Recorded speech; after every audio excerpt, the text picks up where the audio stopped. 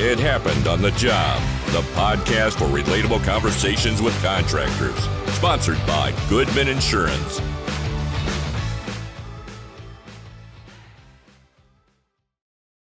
Welcome to It Happened on the Job. We are all virtual again. I'm still working out of my man cave. Brian's over there in the office. Yo, how's it going, Mike? How you doing? How you feeling? I'm feeling good. I didn't ask you that question earlier today. I think you're feeling all right because you're still doing the show, so that's good. Mike has a mild version of the COVID, so that's a blessing right there. Well, hey, I want to introduce David Hopkins with PrimeCo, the CEO of PrimeCo. How you doing, David? I'm doing well. How about yourself? Thanks for joining us today, David. Appreciate it. We're doing really well. Thanks for coming on board. Well, the same way we start every show, but wanted to hear about your journey, how you got started in the industry itself, and then what brought you on with PrimeCo and to where you're at today. Yeah, so how I got started in the industry. So I joke often that I was born into it. I didn't really have an option. That's pretty standard. I mean, we hear that Voluntold. No, so I'm one of 5 kids. I'm actually the only one to carry on the family trade. So my dad, when he got back from Vietnam, went into carpentry up in LA, Redondo Beach area, moved down to San Diego, started a small framing company, grew that to pretty good size, built most of Red Hawk out in Temecula, some big track house developments down in Rancho Bernardo. So he was around a while. And then when I turned 15, 16, I went to work for him, just working as a day laborer on the construction site, moving lumber, being everyone's bitch, basically. And then my mom ran into a family friend of ours at Costco, and he owned a plumbing outfit out of Fallbrook, California. And he was just complaining about, couldn't find any good help. And she was like, well, why don't you hire David? And so I talked to my dad about it. My dad was my boss. And my dad was like, you know what? You'll do okay if you stay a framer, but you'll make a lot more money if you become a plumber. So I called Rick and talked to him on the phone, and it was a pretty funny interview. I think I was 18 or 19 at the time, and he just grilled me in the interview. He's like, now you're not going to ask my guys to buy you beer on the side, are you? And this and that. Like, he just thought I was going to be a troublemaker. Because I was a teenager. I get it, right? Looking back, I'm like, I would ask myself the same question. So I will never forget this. I think I was making $12 an hour working for my dad. And I remember telling Rick, I felt like I was a big negotiator. I'm like, look, man, I need to make exactly what I'm making right now. I need $12 an hour. And the word 12 came out of my mouth, and he started laughing. He just was like, oh, this kid has no idea what plumbers make. He was like, yeah, I'll pay you 15. Good negotiating. Master negotiator, yeah. Got him right where you want him. Yeah, exactly. Worked for Rick for it's about 6 years. We did only commercial plumbing, TIs, industrial projects, military projects. Worked 4-state region. Lived out of a suitcase for quite a few years. And then because we were commercial, we didn't really feel the 08 bubble. We got hit in 09. So 09 came around, and I was working for him, and I had expanded. I was working for about 3-4 other guys trying to make 40 hours a week. And once again, another family friend of ours just called me out of the blue, and I'd known them since I was born. Basically said, hey, we own this small disaster recovery business. We're trying to expand it from LA into San Diego. You want to come on board? I said, sure. Knew nothing about what they were doing. Ended up taking a $10 an hour pay cut for the promise of 40 hours of work a week. Went to work for them, had no idea that, typical week in that industry is 60 hours a week. So it just worked myself into the ground, but loved it. It was a blast. Got to learn a whole new trade, got to see all kinds of crazy stuff, and worked for them. And the issue there was I was living in San Diego, and they hadn't fully expanded into San Diego, so all their work was still in LA. So I was driving up to LA, and I was staying the night up there in hotels, and then I eventually sublet an apartment. Worked for them, and through the course of working for them, one of their founding partners, if you will. He ended up getting fired, and it just so happened during that same time period, during the nights in the hotel, I taught myself how to use their estimating system. So they had an immediate need for an estimator, and I wasn't an estimator, but I knew how to use the computer program like back inwards and outwards, right? So kind of raised my hand. I was like, look, I know how to use the computer program, so you guys can teach me the rest of it. And, you know, basically within a matter of months was one of their junior estimators. I think they called us a project coordinator at the time. So did estimating for them and just got burnout on working in LA and living in San Diego. So moved down here, went to work for a couple other restoration companies down here in San Diego. And the last one I worked at before PrimeCo kind of had no limits. They basically told me, if you can find a lead, sell it, estimate it, and figure out how to manage it, you can sell whatever you want. Nothing's off the table. If we need to go get another license to figure out how to do the work, we'll do that. So it allowed me to just go chase whatever I wanted to. Did some really cool jobs, and through that, ended up partnering with another GC down here to bid I don't believe I'm allowed to say the job that it was, because I think technically there's an NDA for it. Yeah. But we bid this project, and it was, you know, we figured walking the job, it was probably worth 9 to 10 million. Wow. And on the job walk, the PrimeCo was actually there. They were one of the competitors. And I had known the owner of PrimeCo for about 10 years or so. So at the job walk, I texted him and I said, hey, your salesperson's here and they're giving me dirty looks. Tell them to back down. This is my job. You guys aren't getting it. You try all you want, but it's mine. And so she came up to me and she's like, what are you doing talking smack to me on my boss like that? She's like, how do you even know him? So her and I, she was the director of sales at the time.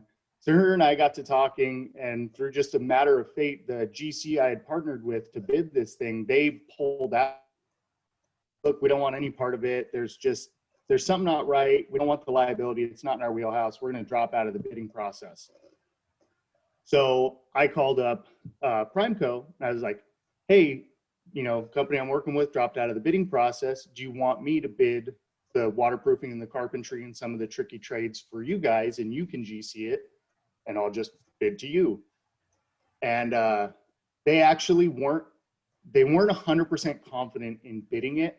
So they actually asked me to come on board as a consultant and help bid the entire project, which I was like, that sounds awesome. And so we worked out a couple deals, worked a little bit up with them, and was bidding it with them, helping them build the proposal package. And they, you know, I kind of saw something, right? I was like, this is an interesting company. It's kind of unique. It's got a different feel, cultural vibe to it. So when we were talking about what the price of consulting was, I told them, well, you know, it's going to take us a couple months to build this full bid package and get it out the door. Ended up being, it was like $9.9 million. So it took a great deal of work. So I told him, I was like, look, I'm not going to charge you to do the consulting, because one, if you get the job, I'll get a subcontract out of it and I'll get to do some of the work. So I don't really think it's fair to double dip. And second, if you feel I work really good with your team, I think there's something here. So, you know, why don't we talk about just having me come on board with you guys?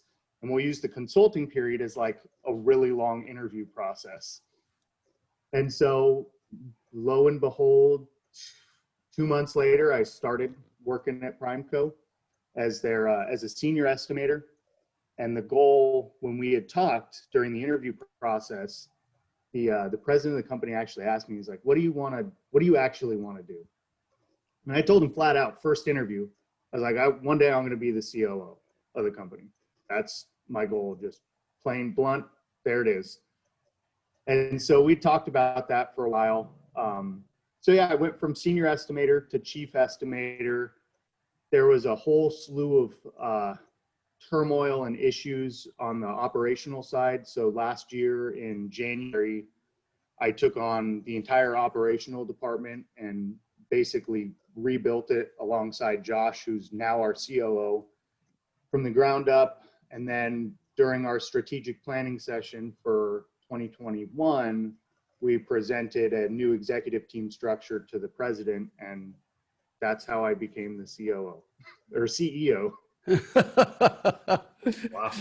When, from a timeline standpoint, when was that, and you may have said the year and I may have just lost it, but when was that initial project that you guys did together? Right when you came on that $9.9 million job. 2018. So it's just been a couple of years. Yeah. You went from an estimator to the CEO. That's awesome. That's a fast riser right there. Yeah. That's quite the timeline. You know what you want, man. Yeah, we did a lot of work in 2020, as crazy as it was with, the Rona and all the other fun stuff. We accomplished a lot. We're up against 2019 wasn't a great year. There was a lot of, we'll call them operational deficiencies. And I had some very big, bold ideas on things to do. And I partnered with our director of production, Josh, and we basically we clawed back about 5% gross margin that we were bleeding coming off of 2019 in less than a year. Wow. That's pretty awesome. I mean, what were some of the things that you guys did there to kind of find some of that profit back? Yeah. So this is how we explained it to basically the team, because the team, the project managers, superintendents, the foremen, the whole operational structure of the company, they were a little worried, right? Because I'm known to have some pretty bold ideas, and I'm known to be a kind of a steamroller from time to time. So we explained it like this: like, picture the entire operation of the company as a cardboard box full of shit. We're going to dump it all out on the table, and we're going to turn the box back over, and we're only going to put back in the box what actually works. And then after we know what actually works, we'll start connecting the dots and building processes to make it all work efficiently together. But there's processes that were being done that just didn't need to be done at all. And then there were processes that weren't being done at all that need to be done. And so we built some very innovative technology infrastructure into the company. So how it works now, and this is not how it worked in the past, when a job gets awarded at the contract phase, it goes through in an integrated schedule and budget are written. And so the schedule actually talks to the budget, and the budget talks to a whip. So at any given time, in real time, we can know where a given job is at profit-wise, and if it's running efficiently or not. And then on top of that, we build work installation plans for our guys that tell them, hey, there's 1,000 feet of this that needs to get installed. This is how many you got to install an hour. This is how much material you got. It lays out a plan for everyone. So the bulk of what we did was really structuring all of operations on building a really good plan to execute on. And I'm a firm believer, if you have a plan that's executable, you can get the job done, and you can get it done for what you bid it at. That's awesome. You guys built a lot of that technology, you said? So I'll give a shout out. So the backbone of the technology we use is called Smartsheet. Not sure if you're familiar, but imagine if Microsoft Project and Microsoft Excel had a baby that was born in the cloud. Okay. So it basically builds our guys use it every single day, all day long. When a foreman runs out to off the job to grab, say, a bucket of paint from Sherwin-Williams or Dunn Edwards or Vista or somewhere, he'll actually get the receipt. He takes a photo of it. It sends a notification to the project manager that, hey, on this job at this time, this foreman bought this paint. You need to book that into your budget so your budget reflects this. And then at the end of the day, when jobs close out, we reconcile all that with our accounting system, and it's pretty close. Within reason, it's close enough to make decisions on. Wow. That's excellent. And you said you can see it in real time from like a labor and material standpoint. Yeah, and it actually rolls up. We built some integrated dashboards. So Bradley, who's our COO, he actually can log in every day and see the amount of revenue change for every day, the change in gross margin day to day, the change in job costs day to day.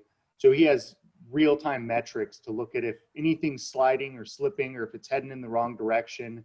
He'll jump in and take action to figure out why. And we had a job that, the best example is we did a job last year where when we took over in January, it was running a profit margin of, I think, 10%. And it had a projected gross profit margin of negative 12%. Oh, God. And so we stepped in, integrated that job onto a new platform, got the whole team together, revamped everything, made a couple key personnel changes. And when we finished that job, we finished it 1% above what our standard profitability is. Wow. That's awesome. It kind of go. Speaking to that negative 12%, was that just poor management, poor estimating? What was that something you guys brought in initially? I know it sounds like 2019 was a dumpster fire a bit, and you guys were trying to figure out ways to figure that out. But was that kind of the project that led to that, the genesis of bringing on Smartsheet and getting all your guys connected? So we actually brought Smartsheet on in 2019 to do schedules from a pre-construction aspect, and it just never got implemented. And then when Josh and I took over in January, that was like goal number one, was get it implemented. We were both firm believers in having schedules and budgets, and we had budgets and we had schedules. The way they were written and understood wasn't clear enough. I think so. The example job I used, really what set that one apart is there's this estimate written and there's a budget written. There was no real timeline. There was, hey, we're going to finish in a few months. That was the base of the schedule. But no one had taken the time to sit down with the entire team and say, hey, you get this many hours to do this task, and it has to be done in that. And we know it can be. And if you can't do it, you need to raise your hand so we can bring in help that can, and we'll move you to a task that you can do within the context of productivity. Because it was, it's a job that had some railings, some doors, windows, some siding. A really good carpenter might not be a really good siding guy. Mm-hmm. So if I have a guy on there that the superintendent was like, well, he's a carpenter, he can do siding. But if he can't do it within the productivity that we need him to do it, that we know it can be done at, well, I'm just going to lose money. So take that guy that's a good carpenter and have him rebuild all the stair rails, because that's what he's good at. And that's where he can make us money. And bring in a guy that's an expert in siding, which we got on the crew. We have him. Bring him in, let him do all the siding. And that's really all it came down to, is the wrong people were doing the wrong stuff, and they didn't have enough data in their hands to make the decisions they needed to make from a field management standpoint. So kind of on that a little bit, from an employee standpoint, one, how did your own employees kind of take to this new productivity model that you guys are doing? And then two, I don't know how much you guys sub out, but I have to imagine there's a level of subs you have to kind of keep in line and make sure that they can fit this productivity as well. So how's that relationship work out? So I would say, depends on which lens you look through. So we're either very lucky or we just aren't bidding enough work. But we actually rarely use subs. We stick to our core trades, which is all exterior, some interior, but for the most part, exterior envelope work. So paint, stucco, framing, carpentry, waterproofing. And we just don't sub any of it out. We have all our own guys that know how to install it. We have crews that know how to do each trade. If we run into a job where there's an HVAC unit that needs to be removed and reset because we got to get in there to do something, we'll sub that out. If there's some electrical lights we got to remove and replace, we'll sub that out. But we don't have a lot of subcontracted work on our jobs. And the subs we use, we treat them as trade partners, and we really stand behind that, where we try to do our best to treat them well. We expect the same in return, and we form long partnerships. So the best example of that is we have a couple of jobs where we do some flooring. It's interior corridors, or, you know, they're renovating the clubhouse and they want us to replace the floor while we're at it. We don't do flooring in-house, but we have a flooring subcontractor who I've known for years, and I can, he probably doesn't like this, but I can call him and say, hey, I needed a bid yesterday. At least give me a ballpark number to get this thing moving. And he'll throw a number out in the air, and he'll let me hold him to it. I'll be like, well, you said over the phone it was going to be $5,000. And he'll be like, all right, I'm going to do it for $5,000. He knows now for sure, huh? Yeah, right. Yeah. I'll say on the employee side of the aisle, I can't speak for all of them. I know the majority looks back and is pretty happy with how things are progressing and moving forward. One individual comes to mind. We have a superintendent, Alan, and he's just a great dude. He's amazing. But he came to myself and Josh in January, and he said, look, I think I'm going to, you know, start structuring my leave out of PrimeCo. And we asked him why. And like everything, right, he was like, well, I feel like I'm constantly stressed. I just have this burden on my shoulder all the time. I can't get all this work done. There's too much going on, and I don't feel like I'm paid enough to deal with all this shit. And that was a bummer to hear, and especially from someone that I respect and I think is just such an asset to the team. So we pulled Alan aside and we said, hey, give us a chance. We're going to make some pretty big changes. We're going to try and take some of the burden off your shoulders, take some of that stress down, let you focus on what you're really good at, which is running the teams on multiple jobs and overseeing the foreman and, you know, checking in on safety and quality control, and get you back to those things, those key items. Just give us a shot. And we followed up with him about 3 months later, and we're like, are you seeing changes, and are you comfortable staying at PrimeCo and staying with us? And he was like, yeah.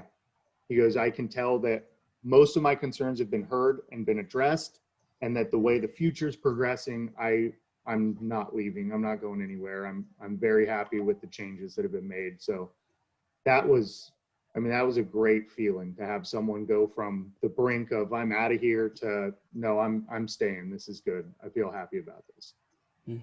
That's awesome. And that was obviously during that whole transition period with your software and everything else, right? Before and after those things. Yeah. That's cool. That's got to make you feel good with that. Those changes you're making are actually, you know, working out and coming to fruition positively from an employee standpoint. So, kind of all along the lines of the employees, being that you guys self-perform as much as you guys do, how is it? Where are you guys most successful in finding labor? I mean, it's tough right now, right? So, I mean, how do you guys go about? What's your process look like for that? Yeah, I think the labor crisis is kind of two-pronged for us. Finding guys is difficult, but we have enough people with enough relationships in that labor market that we can get guys. When we need to do a big push for hiring, when we grow, where we have a whale anchor project that sets us up for even further growth, what we run up against that's harder for us to deal with is that there's a perceived difference in the guys I grew up working alongside versus the incoming freshman tradesmen. And it's hard to wrap our brain around. They're not, we have a lot of guys that walk onto the job and they're like, I want, you know, $25 an hour. I've never even pushed a broom. I have no skills, but I think I'm worth that. And we're just like, how? Journeyman carpenter in 2 years, give me a shot for $25 an hour. I might make that deal, but I've yet to have that guy walk on my jobs. Yeah. And there's this cultural shift. The workforce isn't the same. it's a more relaxed mentality. It's not the drive just isn't quite the same. And I know there's guys out there who are in that age bracket who have drive. I'm not talking about them. They exist. Right. But they're the minority. They're not the majority anymore. And maybe I was perceived when I was, an incoming freshman carpenter the same way. And now I'm just on the other side of the coin. But getting guys that really want to double down and work hard, they're the few and far between. And, our business model is those are really the only ones we want. Mm-hmm. So it does kind of limit our resource pool, and it is difficult. We have a lot of jobs where we could put the hammer down and get them done far faster and probably far more profitable, but I just don't have the guys to do it.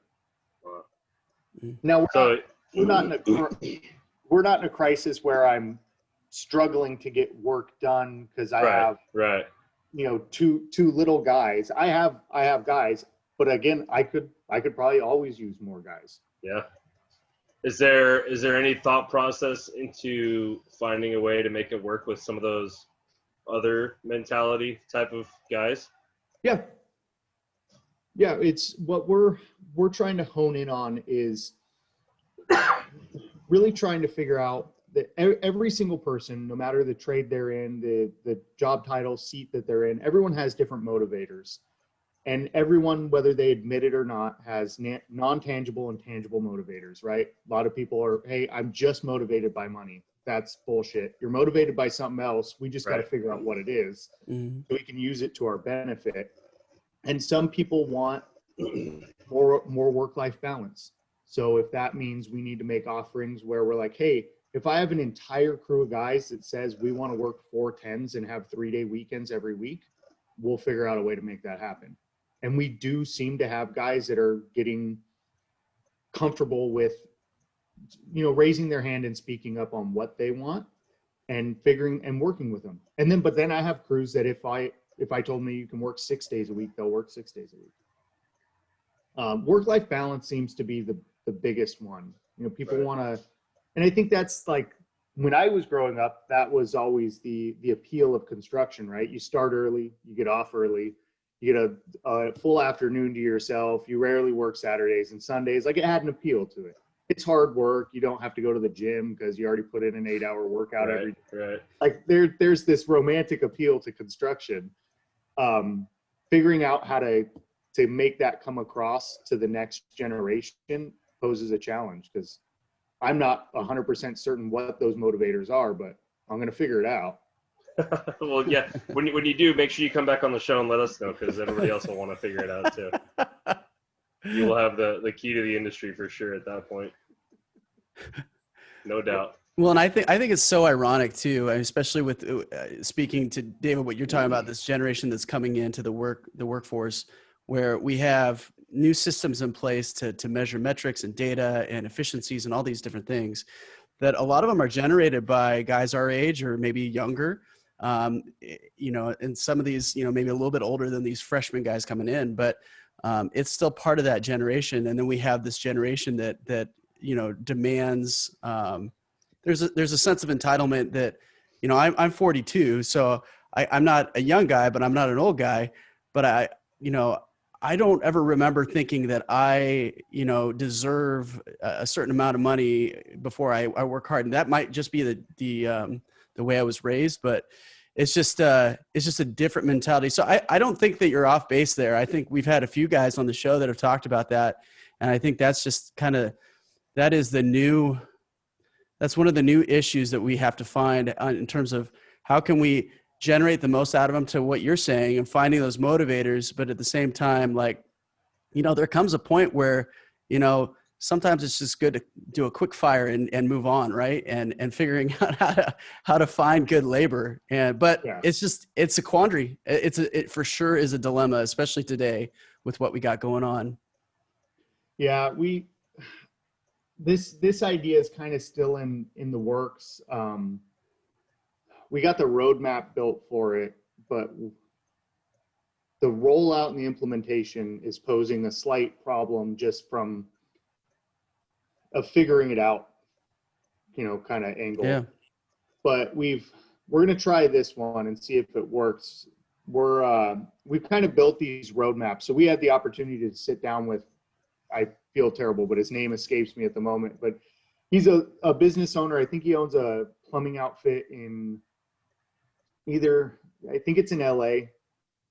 And so he was having similar issues, and he's like, yeah, I built this roadmap to show my guys how they could start as a laborer and work their way up to a master plumber. Yeah. And I tied it to different like milestones and wages and stuff like that. So we sat down and he walked us through his whole program. And Bradley and I were like, we can do this. We can figure out a way to like build a roadmap to say, hey, you can walk in the door at PrimeCo with zero skills, and we will teach you how to push a broom and sweep up the job site and be a helper and be active in anticipating what guys need, and then work through different milestones to get yourself to, being recognized as an apprentice carpenter or an apprentice painter or waterproofer, and then work your way through that and have the pathway not just stop within hands-on trade, but have that path have an option where if you can show certain skills, we'll move you out of the bags-on trades into the managerial trades of foreman, superintendent, or you can branch off and become part of our damage assessment crew that goes out and looks at properties and comes up with scopes of works. And you have the opportunity to work yourself from zero skill laborer into potentially an estimator or project management seat, and see if that pathway gives them a clear idea of where they can go within the industry, right, and what the earning potential through that path is. And maybe we missed a step as an industry of telling people that you can start, like I started with, I was born with a skill saw in my hand, right? I started bags That's on dangerous. pushing a broom is where my first job was, to, sitting in the C-suite. So it's possible, you can do it. And part of me says, if we show that pathway and really make it clear that the sky is kind of the limit, maybe that's enough of an intangible motivator to get people to, perk up and pay attention. Oh, I think that's great. We actually had somebody on, and Brian, maybe you remember who it was, but I remember this conversation. I don't remember who it was. Yeah, we had somebody on that did that exactly. I wonder if it's the same guy. It might be. Yeah, I'll have to go back and figure it out. But yeah, and I think that's brilliant, right? Because like you said, there's such a stigma in the industry for that generation that's coming into the workforce of, this is, not made for anybody who wants to advance anywhere in life. And that's having guys like you put that roadmap out there and kind of put that out in the universe that, no, look, there's places for you to go. It's not just, swinging a hammer for 40 years and then you retire, right? I mean, there's places that you can go and things you can do, and there's advancement there. Yeah, I think there's something there. I'm not 100%, again, figuring out how to pull it off. I'm not sure on yet. We have a roadmap built. We're gonna try and figure it out to the best we can. Well, and kind of speaking to that, yeah, it sounds like that will be the experiment that you guys are going through. I think, I think especially kind of going back to this generation that's coming in with so much information out there that's available at our fingertips at all times. I think what happens generally is people are confused, and so they don't understand. You have a lack of mentorship, a lack of apprenticeship going on, I think, in a lot of different trades, and for that matter, a lot of different industries overall. And so people rely on Google. Kids, how do I get to this?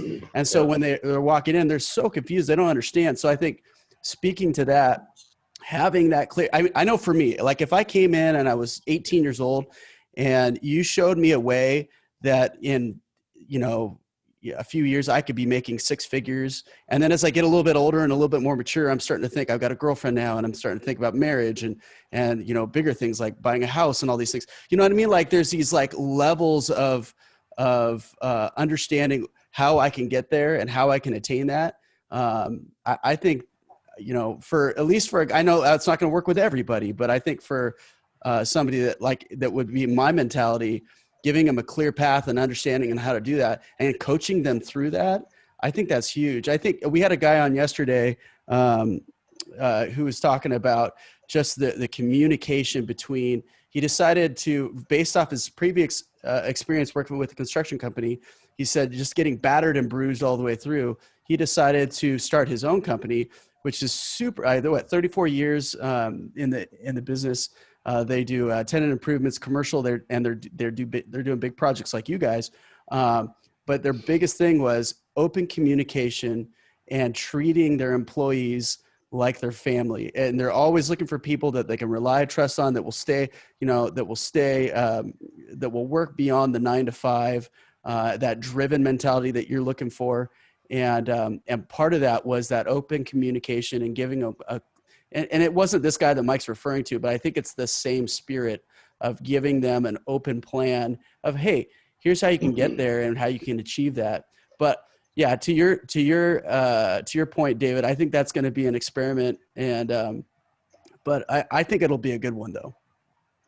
Yeah, we're excited about it, and it also, I think there's a flip side to that coin too, where I'm not going to blame anyone for this. we can blame the industry as a whole. How about that? Yep. But there's nothing wrong with learning a trade and a skill and becoming a master at your craft. And not only is there nothing wrong with that, but you can make a shit ton of money doing it. Yes, sir. So a master carpenter, they make good money. Yeah.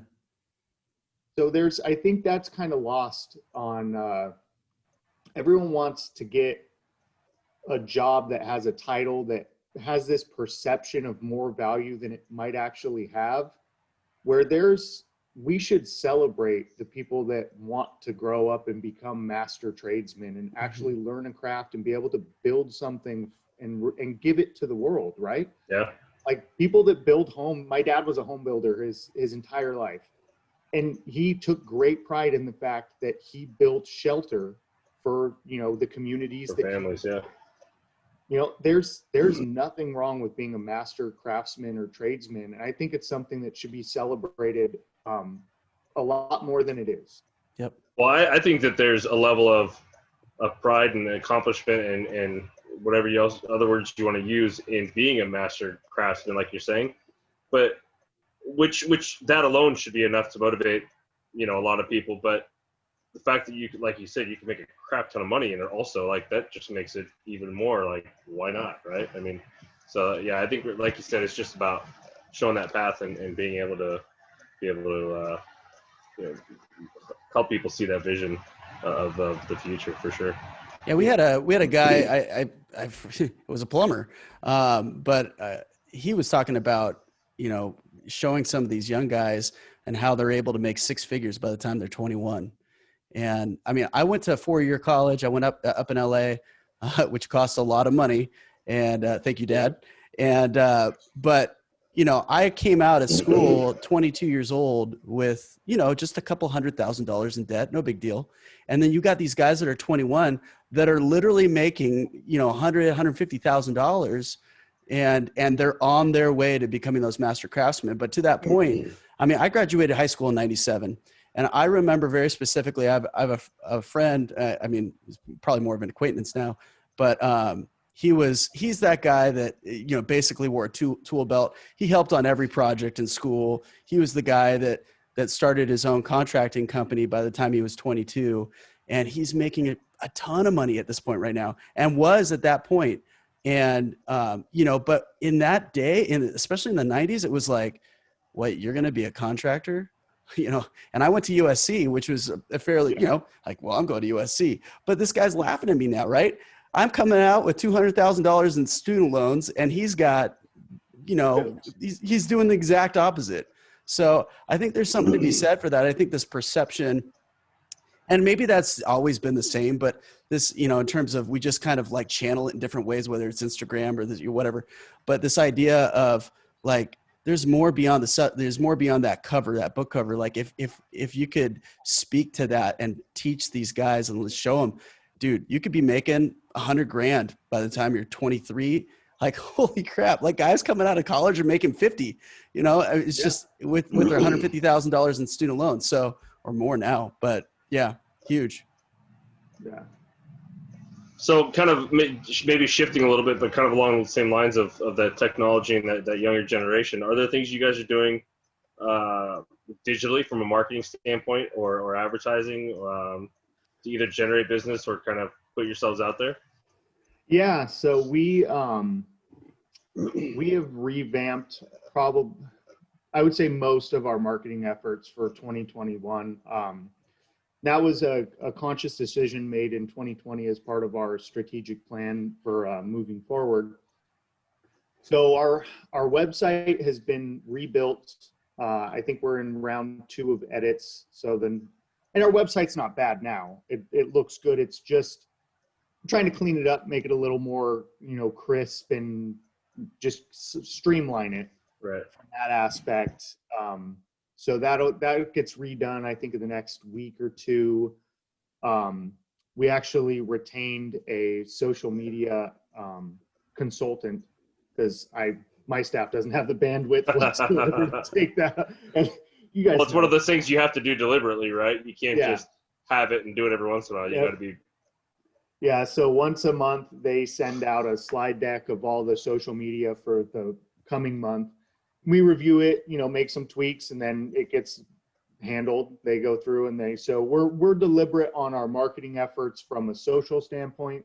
We're getting more and more focused and deliberate from a direct marketing standpoint as far as, going out and trying to network. Even in the COVID era, there's still opportunities out there to face-to-face or virtually face-to-face, direct market and get people engaged and build that brand awareness so that, the rest of our staff can go out and put together products. That's awesome. Are you seeing any sort of return from maybe especially the social media part of it? Anything positive coming from that? Not yet, but I don't expect that to be, and that's yeah, I don't think it's, especially in your line of work, I don't know that it's something that somebody's going to call you and say, hey, please come do my job, but more like, yeah, I would say for you guys it's probably more of a brand awareness and kind of a digital resume, right, of the things you guys do and what you have done in the past. Yeah, and we would love to see some engagement. Our engagement's ticked up a little bit, but we're about a month into it, so I'm not expecting any returns that fast. Yeah.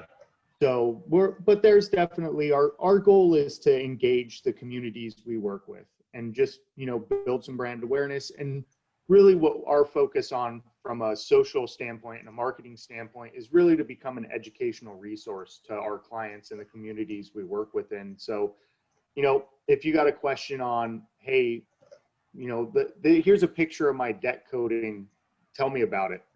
And we'll gladly opine on what the deck coating is and how we can help. And we'll get technical reps involved and come up with a plan to get you the best bang for your buck and get you the best solution that's going to be warrantable and, last as long as it can. That's awesome. I think that's a great strategy too. As far from an engagement standpoint, I think it's, for, like you said, being in the community and showing your expertise there and providing value. Yep. Awesome. So kind of a little cliffhanger here. You kind of let us know that prior to the show, you gave us a little teaser. So we got to hear it now. What happened on the job? What happened? All right. So this is going way back. So I was a plumber at this point in my career. So we were working at the one of the malls here in Southern California, which shall remain nameless. And when they built the mall, they didn't all the excavation dirt from building the mall, they didn't know what to do with it, or at least is the story we were told. So they built these giant concrete walls around all the dirt, and they just encapsulate it. So there's these massive underground caverns of dirt inside this mall that no one sees because they're all boarded up. Like, the people that work at the mall don't know they exist. But we're the plumbers, right? So we go down into this like creepy corridor, and I'm pretty sure we're all going to get murdered because it's just way too horror film. they reach up and they pull this plywood door down, and we shine a flashlight in there, and it's just this giant black cave. And it has, I kid you not, like 20-foot tall mounds of dirt in it. And we're like, okay, well, what the hell are we doing here? And they're like, okay, so if you crawl to the top of the dirt mound, all the sewer lines for the food court run along there, and all the P-traps are starting to rot out. So we'd like you to replace them all. So we're like, oh, okay, well, we don't even need a ladder for this work, so this is awesome. So we start tinkering around and doing our stuff, and it's just kind of weird and awkward already. Like, the mood's kind of funky. It's just a weird day. You're in this dark cave.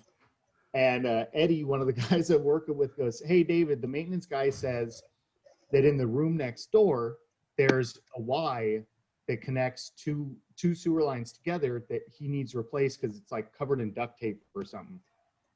So run out to the truck, grab a ladder. This room doesn't have any dirt in it. It's a maintenance closet. It's got VCT floor, and it's got a T-bar ceiling.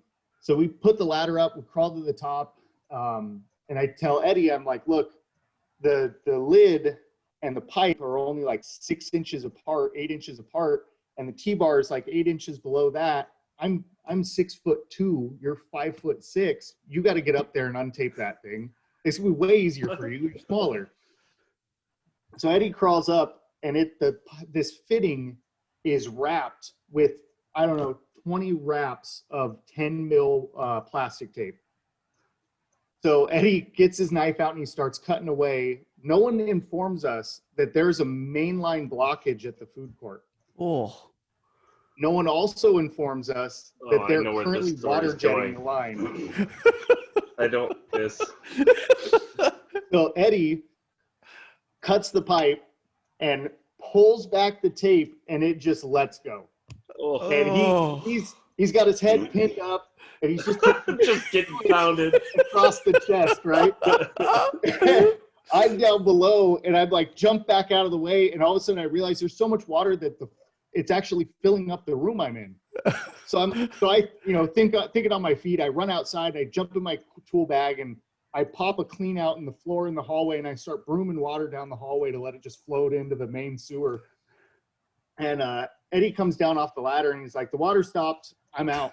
You fix the I'm over this shit, right? So I crawl up the ladder. What Eddie didn't know is that a piece of sewage had actually blocked the hole and the tape, and the water wasn't all done. So I crawled up there and ripped the tape off with one smooth motion, and the water started again. And now I'm stuck on top of the ladder, and I've taken like sewage right here in the neck, and I'm like covered. It's running into my boots, and I'm pinned up. I can't get out. Like, there's nothing I can do. I just have to sit there and just deal with it. Let it happen. Yep. So the water stops. I'm up there, so I just look at Eddie, and I'm like, throw me the Y. I'm going to put it in while I'm here. I'm just not going to move until this is over with. Swap the Y out. We fold up the ladders. We clean up the room. We jump in the truck. And so at the time, we had a Dodge, I think it was a 3500 stick shift truck. It was like a 1994. We had to drive all the way down. We were up in LA. We had to drive down to San Diego with the windows down because it just smelled so bad in the truck. So on the way home, Eddie looks at Mike, who somehow didn't get any sewage on him that day, looks at Mike and says, hey, we need to stop in Laguna Niguel because I left my drill at another job site and I really need it back for tomorrow's job. So we pull into Laguna Niguel. Eddie jumps out of the truck and bolts it into the job site. Mike starts moving the trailer, negotiating it.